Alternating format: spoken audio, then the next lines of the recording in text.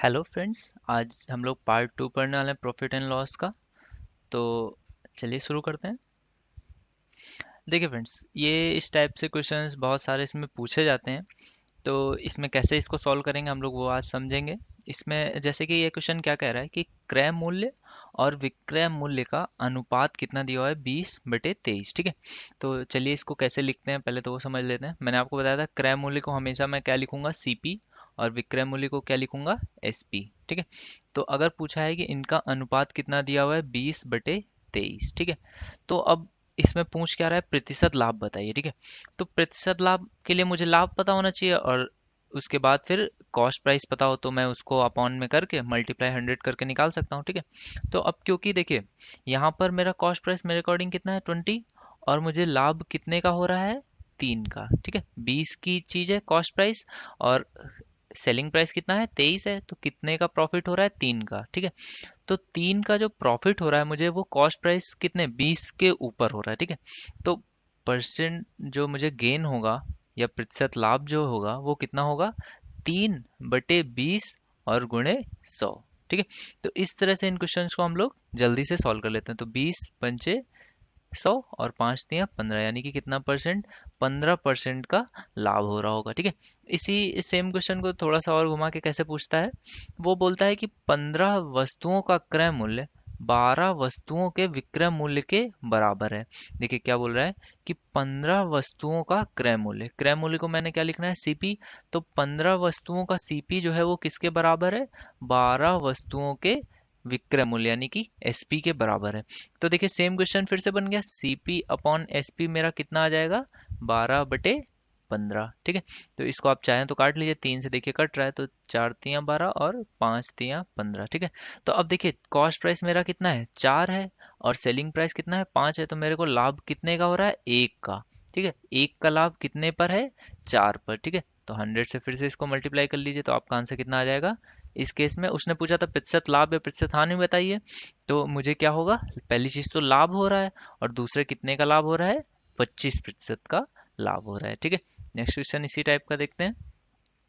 अब देखिए यहाँ पर क्या कह रहा है कि 40 वस्तुओं का विक्रय मूल्य यानी कि सेलिंग जो प्राइस है, 40 × एसपी सेलिंग प्राइस, वो किसके बराबर है, 36 वस्तुओं के क्रय मूल्य के, 36 × सीपी। ठीक है। तो अब प्रतिशत लाभ बताना है, तो सेम चीज है, आप फिर से एसपी/सीपी ये रेशियो निकाल लीजिए। तो एसपी/सीपी कितना आ जाएगा, 36/40। अब देखिए यहाँ पे किससे, 9 से कट रहा है दोनों, 9 × 36, 9 × 36, और सॉरी ये तो 4 से कट जाएगा दोनों, तो 4 × 9 = 36 और 4 × 10 = 40। ठीक है। तो 9/10 आ गया। अब देखिए आपका कॉस्ट प्राइस कितना है, 10 है, और सेलिंग प्राइस कितना है, 9 है। तो क्या हो रहा है, एक की मुझे हानि हो रही है। देखिए 10 से कितने पे जा रहा हूं मैं, 9 पे। ठीक है। तो मुझे कितने की हानि हो रही है, एक की। तो एक की हानि जो हो रही है वो किस पे हो रही है, 10 के कॉस्ट प्राइस पे। तो मैं इसको क्या लिखूंगा, 1/10, और ये कहाँ पे, यहाँ पे क्या हो रहा है, ये प्रतिशत हानि हो जाएगी मेरी। देखिए कॉस्ट प्राइस कितना है मेरा, 10, और सेलिंग प्राइस कितना है, 9। तो एक की मुझे जो हानि हुई है वो 10 पे, 1/10 यानी कि 10% का मुझे जो है लॉस उठाना पड़ेगा। ठीक है। नेक्स्ट क्वेश्चन देखते हैं। अब देखिए ये क्या क्वेश्चन कह रहा है कि एक व्यक्ति 36 संतरे बेचकर 4 संतरों के विक्रय मूल्य के बराबर हानि उठाता है। अब देखिए इस टाइप के क्वेश्चंस को कैसे करते हैं। तो देखिए पहले आप जब कोई भी चीज को बेचते हैं या फिर खरीदते हैं, तो उसमें या तो लाभ होता है या फिर हानि होती है, या फिर इक्वली प्राइस पे आप बेच सकते हैं। तो देखिए लाभ होने के लिए जो सेलिंग प्राइस हो वो ज्यादा होना चाहिए कॉस्ट प्राइस से, और हानि होने के लिए जो कॉस्ट प्राइस हो वो ज्यादा होना चाहिए सेलिंग प्राइस से। ठीक है। अब अगर मैं बोलूं कि आपको लाभ हो रहा है, तो यानी कि सेलिंग प्राइस आपका ज्यादा है, तो मैं पूछूं कितना लाभ हो रहा है, तो आप क्या बोलोगे, selling price minus cost price, कि इतना मैंने घटा दिया तो मुझे क्या पता चल जाएगा कि इतना लाभ हो रहा है। ठीक है। अब लेकिन सवाल में ये कहे, देखिए ये जो चीज है ये तो किसी एक वस्तु को आपने बेचने पर जो लाभ हुआ वो निकाला है। ठीक है। लेकिन सवाल क्या कर रहा है, 36 संतरे बेचने पर। तो मैं क्या कहूंगा कि एक संतरा अगर मैं बेचता तो एक संतरे का selling price minus cost price करता तो मुझे लाभ मिलता। लेकिन 36 संतरे बेचना है तो मैं 36 का मल्टीप्लाई कर दूंगा selling price minus cost price. ठीक है। तो मुझे जो भी लाभ हो रहा होगा वो मिल जाएगा। लेकिन यहाँ पर क्या बोल रहा है, हानि उठानी पड़ती है, लाभ तो मिल नहीं रहा है। तो हानि के लिए मैंने बताया कि कॉस्ट प्राइस ज़्यादा होना चाहिए, तो मैं क्या यहाँ पे लिख दूंगा कि 36 multiplied with cost price minus selling price, ठीक है। और इसकी वैल्यू मैं कितनी लिख दूंगा, सवाल में खुद ही दे रहा है कि 4 संतरों के विक्रय मूल्य के बराबर। तो 4 संतरों का विक्रय मूल्य कितना होगा, 4 गुणे सेलिंग प्राइस। विक्रय मूल्य क्या होता है, सेलिंग प्राइस, ठीक है। तो सेलिंग प्राइस 4 ऑरेंजेस के बराबर है, तो मैंने इस इक्वेशन को ऐसे ऐसे लिख लिया, ठीक है। तो अब देखिए इजीली सॉल्व हो जाएगा।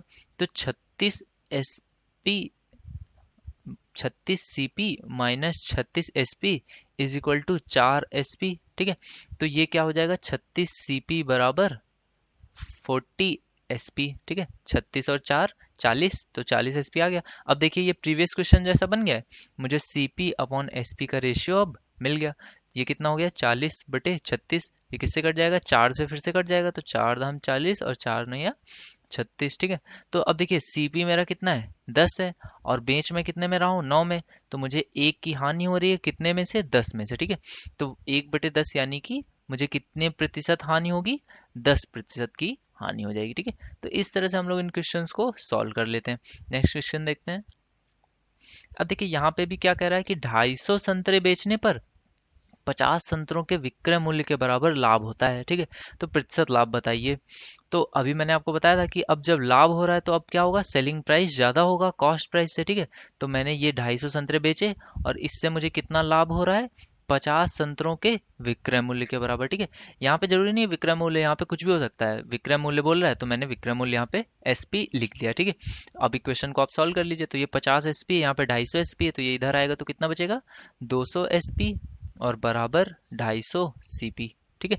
तो इस तरह से अब मैं फिर से रेशियो निकाल लूंगा, तो SP/CP बराबर कितना आ जाएगा, 250/200, ठीक है। तो मैं 200 का जो कॉस्ट प्राइस है उस पर मुझे कितना प्रॉफिट होता है, 50 का। तो मुझे प्रॉफिट, परसेंट प्रॉफिट कितना हो जाएगा, 50/200 और गुणे 100, ठीक है। तो ये 0 से ये 0 और ये 2 से 50 कटेगा तो कितना आ जाएगा, 25% मेरा प्रॉफिट आ गया, ठीक है। तो नेक्स्ट क्वेश्चन देखते हैं फ्रेंड्स।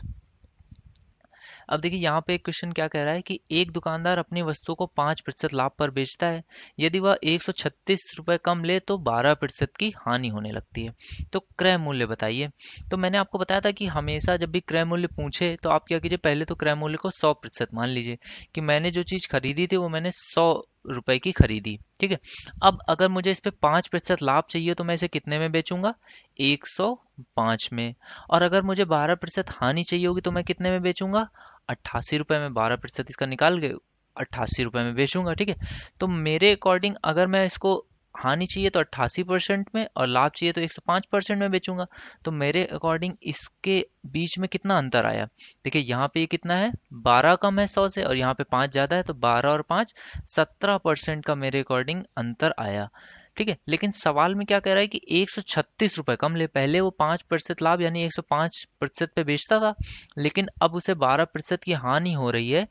कब, जब वो 136 रुपये कम लेता है, यानी कि इससे और इसके बीच में अंतर कितना है, 136 रुपये का। तो 17% बराबर 136, ठीक है। तो 17 × 8 = 136 होता है, तो 1% की वैल्यू कितनी आ गई, 8। तो 100% की वैल्यू कितनी आ जाएगी, 800, ठीक है।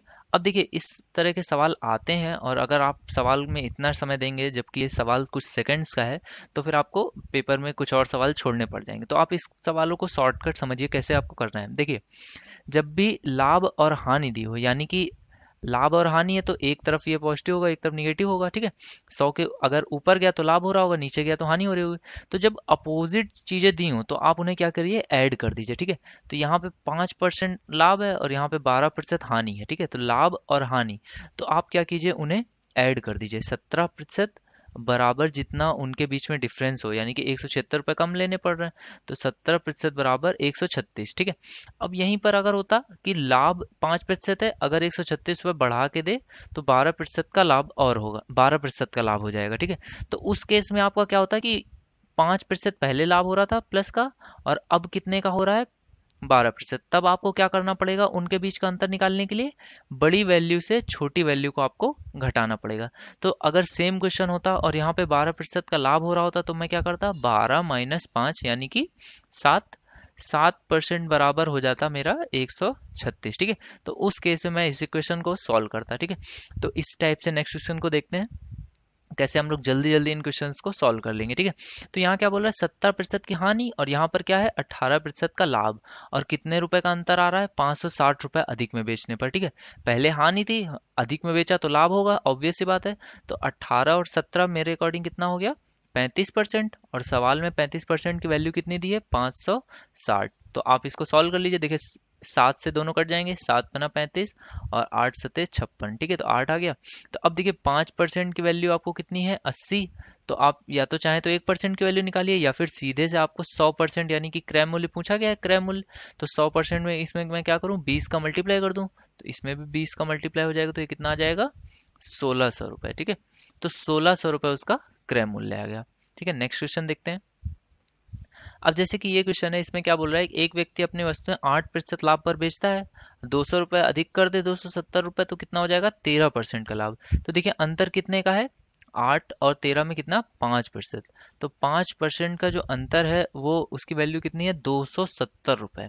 ठीक है, तो 5% मैंने, देखिए यहाँ पे क्योंकि दोनों लाभ थे इसलिए उनको आपस में क्या किया, घटा दिया। ठीक है, अगर यहाँ हानि होती तो मैं फिर से क्या करता, दोनों को जोड़ देता। ठीक है, तो 5% की वैल्यू है। अब फिर से मुझे कितने की चाहिए, 100% की। तो मैं क्या करूं, 20 का मल्टीप्लाई, तो ये कितना हो जाएगा, 27×2 = 54। और ये पे जीरो एक और मल्टीप्लाई हो जाएगा, तो ये 5400। ठीक है, तो इस तरह से मैं इन क्वेश्चंस को जल्दी जल्दी सॉल्व कर लूंगा। ठीक है फ्रेंड्स।